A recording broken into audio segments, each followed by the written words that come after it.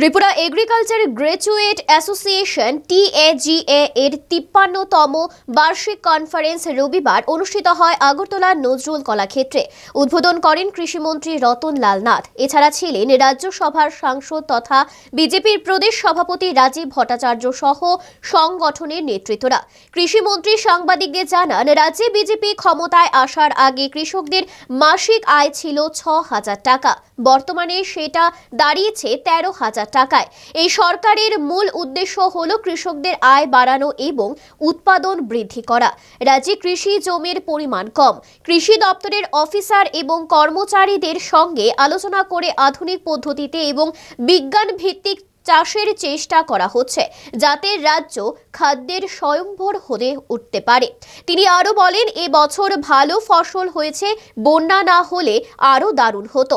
এছাড়াও রাজ্যে palm oil এবং অর্গানিক চাষের উপরও গুরুত্ব দেওয়া হচ্ছে। বিভিন্নভাবে আমরা চেষ্টা করছি যাতে খাদ্যের স্বয়ম্বর হওয়া যায়। বর্তমানে আমাদের রাজ্যে 3টা ডিস্ট্রিক্ট খাদ্যের স্বয়ম্বর, বাকি 3টা ডিস্ট্রিক্টের মধ্যে প্রায় স্বয়ম্বর হওয়ার কাছাকাছি 2টো জেলা আমরা পিছিয়ে আছি। আমরা চেষ্টা করছি ওই জেলাগুলিকেও আগামী দিনে খাদ্যের শস্যে, শুধুমাত্র ধানে, যদিও আমাদের প্রোডাকশান রেট খুব ভালো, এটাকে বলে প্রোডাক্টিভিটি রেট, এটা আমাদের ভারতবর্ষের মধ্যে আমরা 6th পজিশনে রয়েছি, কিন্তু পশ্চিমবঙ্গ আমাদের থেকে প্রোডাক্টিভিটি কম।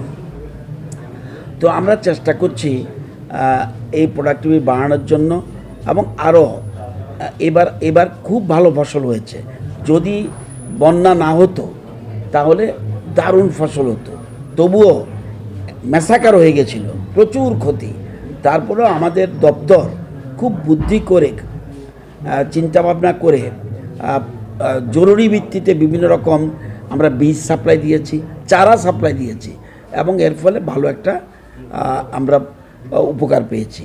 তো আমরা চেষ্টা করছি আমরা কৃষিতে যেন স্বয়ম্বর হওয়ার চেষ্টার সাথে সাথে মূল কথা আমাদের আয় বৃদ্ধি। আমরা সবচেয়ে নতুন নতুন জিনিস কিছু চিন্তা করছি।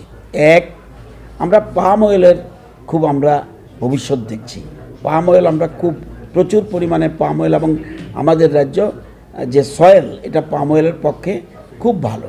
এটা আমরা চেষ্টা করছি। আমরা অর্গ্যানিক চাষের উপরে, পাশাপাশি অর্গ্যানিক চাষের উপরেও গুরুত্ব দিচ্ছি। আমরা নতুন নতুন জিনিসগুলিকে সামনে আনছি, এটা নিয়ে আমরা চেষ্টা করছি। আজকে যে ইচ্ছে করে ডায়েটটা ভুলে রোলটা ফুচকাটা খেতে, কিন্তু মনে রাখতে হবে 5 দশক ধরে গ্যাস, অম্বল ও পেটের সমস্যা একমাত্র সমাধান গ্যাস নল।